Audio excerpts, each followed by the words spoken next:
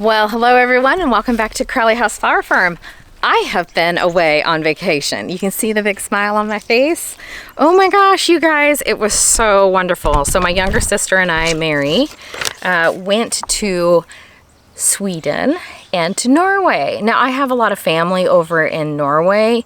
I am not Norwegian. Well, I have maybe a little bit, I'm not totally for sure. I'm like a mutt, so I got a mixture. So, but my cousin was over there and some of my really good friends that I grew up with live over there. And then we had a friend, a mutual friend, my sister went to school with. She was a foreign exchange student at her house, so she lived in Sweden. So we were able to go visit her for a couple days and just see the beautiful sights of Sweden.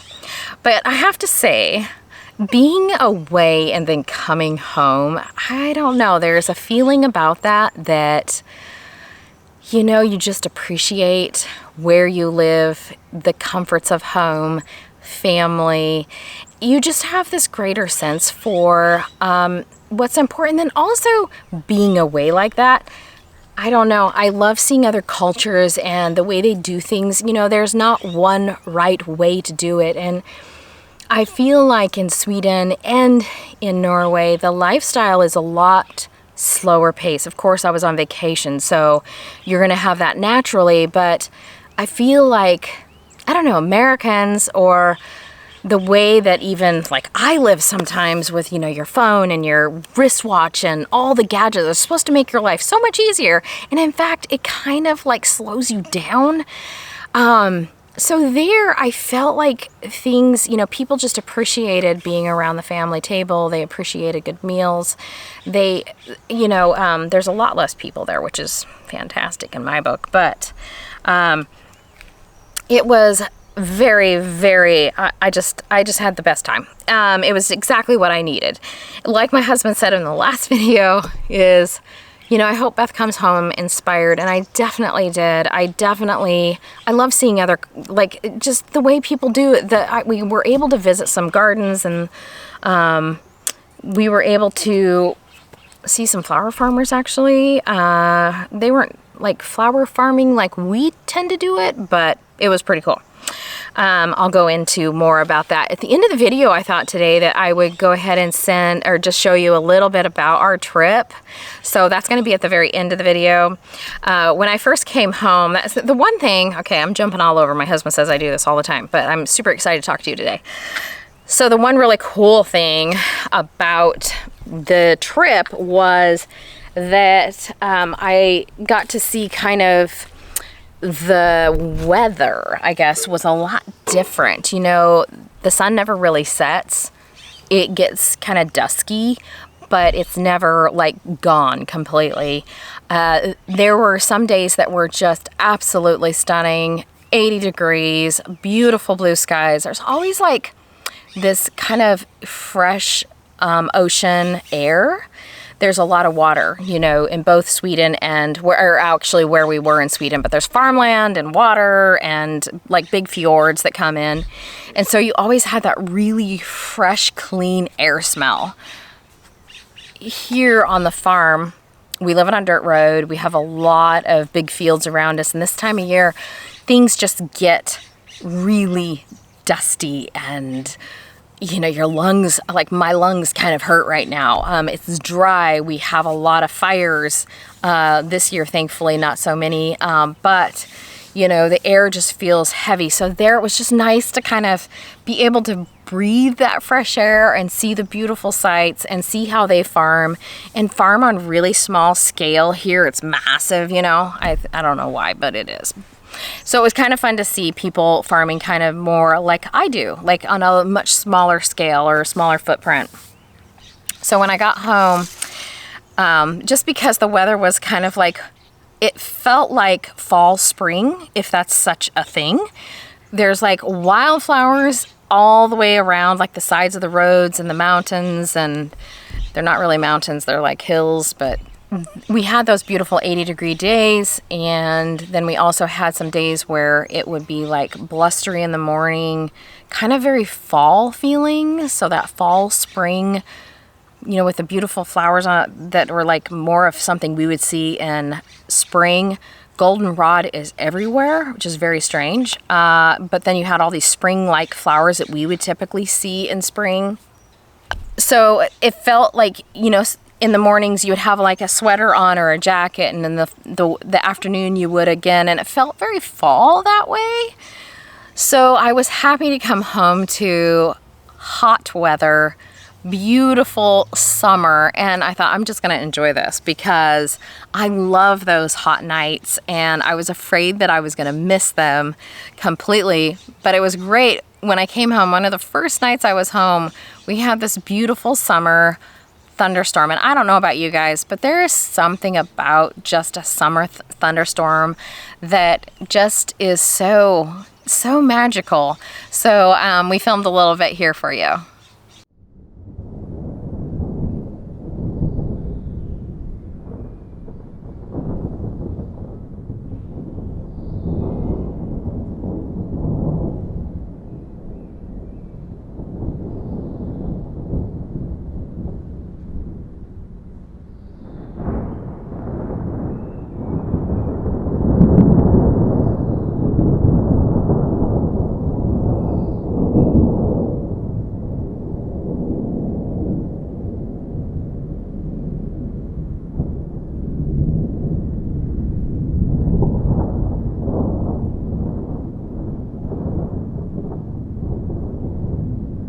Wasn't that cool? I mean, Jay got out there. He's super excited to film that, and I think it came out well. So first of all, Mary and I went to Sweden, and we hung out with her good friend from high school that was a foreign exchange student. And we stayed in their home. She showed us such a good time. We went for like a ride on, it's like a railway car ride, something like that. We went on that, you bicycle, and we had a picnic with some bubbly and some really good food. And then she took us, and that was just a good way for us to see the countryside, kind of the backside of all the little farms that were around there. She lived in this beautiful house, and it just overlooked this lake and the town. So every morning you would get up, and she had this beautiful balcony that overlooked, and we had our coffee out there and just enjoyed the mornings, conversations. You know, there was no rush. Definitely what I needed.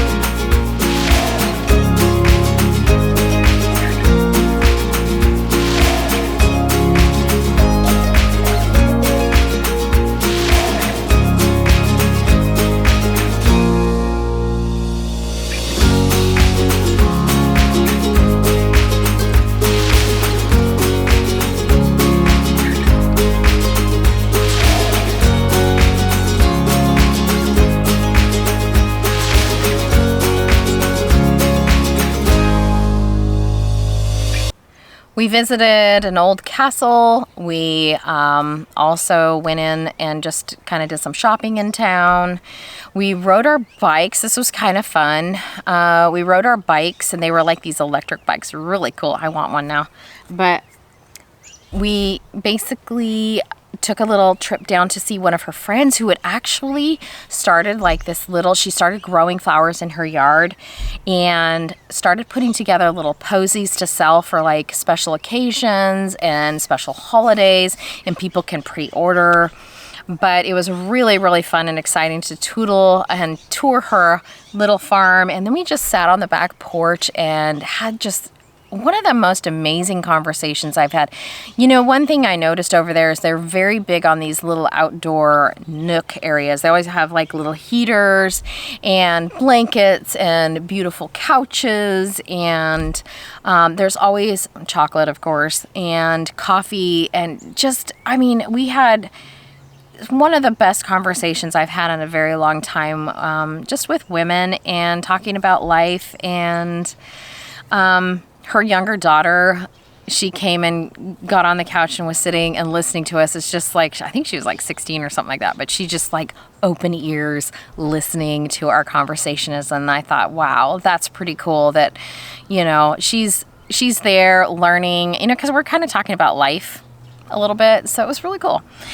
We also, what else? Oh, we saw some gardens there as well. And I saw this, like, I got really inspired with this gal that she like has a garden center, but it's like out of her house. And she started really small and then she just kind of adds to it. We heard word of another flower farmer that was just down the road. She had just started. She did like a roadside stand. She was doing really well. It's a new concept there in Sweden. So apparently it takes about 10 years for anything that's happening here to get there, and that would be about right, you know. They have a really short growing season, so I mean, Sweden was just like, I could live there, but I'm not sure if I could I could live there, but I don't know about the growing season. I probably would have a hard time with that. The one thing I learned in Sweden was this.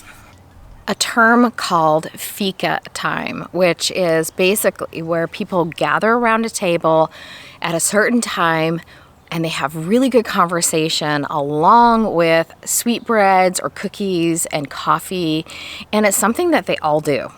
So I'm like, I'm going to adapt that here on the farm. Definitely all about the coffee. Love coffee. And so just taking that time to enjoy people and enjoy conversation, no matter where you're at, that ticked all the boxes for me. And I said, that's coming home with me.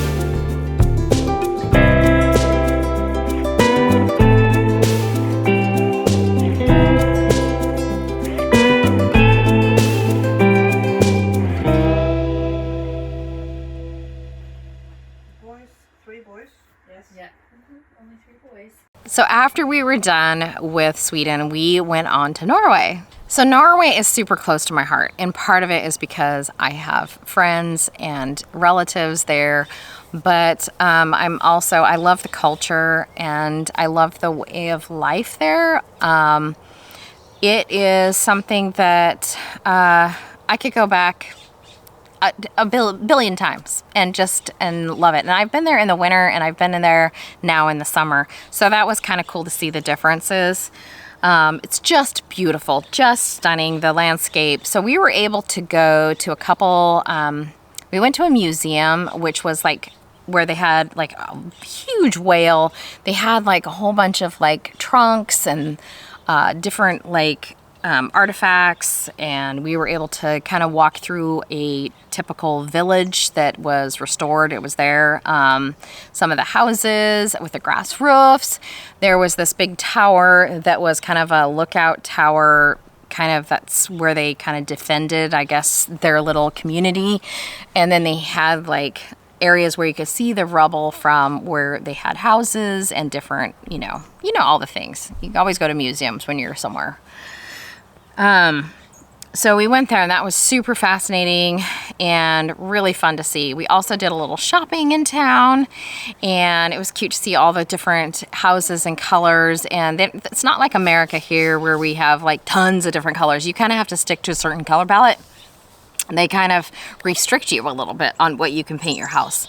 The traditional red, I learned, especially in Sweden, it came from the copper mines. It was kind of like the leftover sludge or something, and that's how they ended up painting their houses.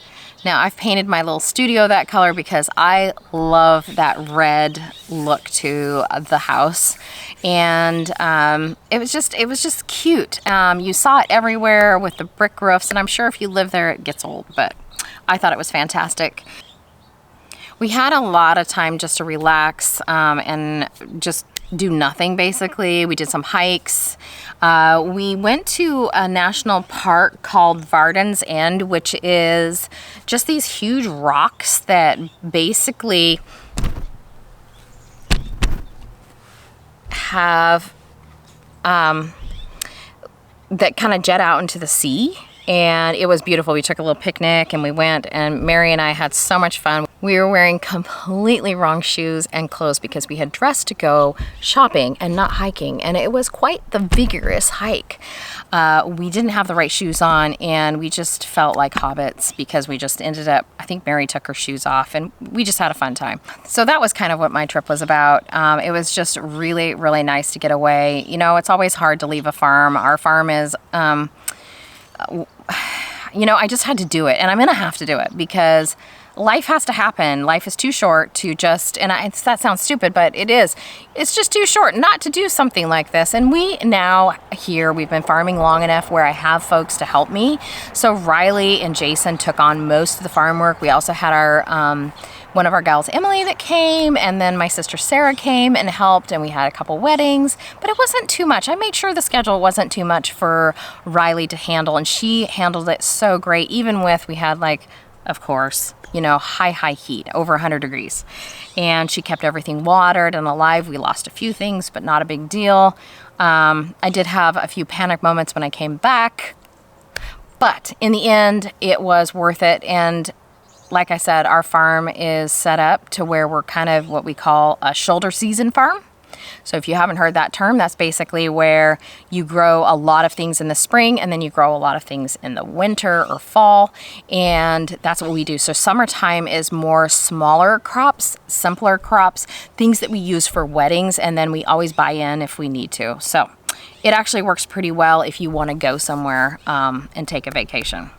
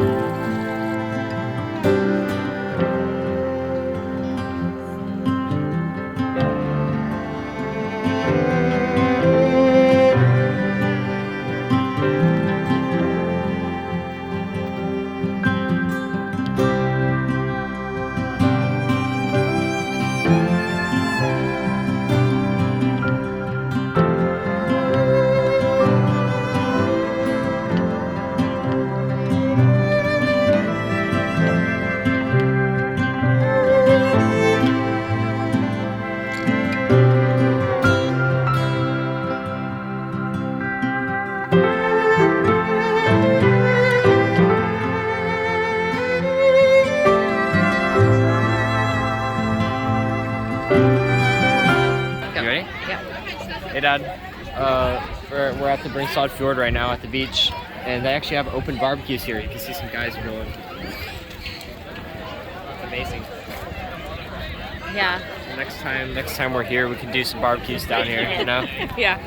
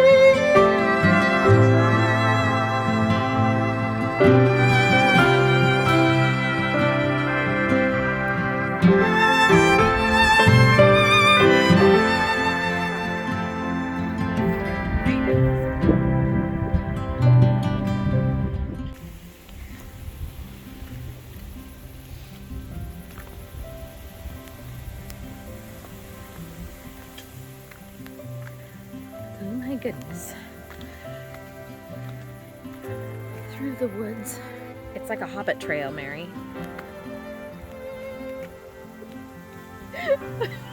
Oh my gosh. So we're doing this in dresses and she's barefoot. I've got some flip-flops on. We did not come prepared for this hike, but we're doing it. We made it work. We loved it. This is like a little hobbit trail. It's so amazing. So this place is called the End of the World, and it definitely looks like it. Are you coming? Oh my gosh. Sorry, Beth. Hi. Come out of the hobbit trail. Oh.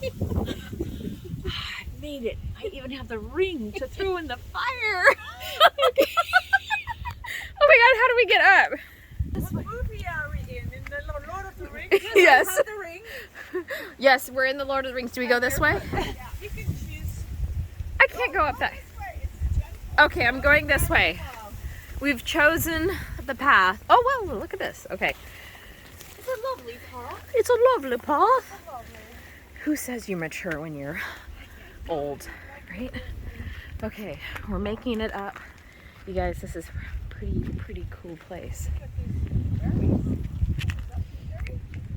Blueberries. Yes, I saw Let me them see. in the past. I don't know. I saw them. I said something. But are they like a ground blueberry? No blueberries. Yeah. It's no forest berry. I'm not going to eat it because you could die. Yeah. No. She goes, sticks it in her mouth. Yeah.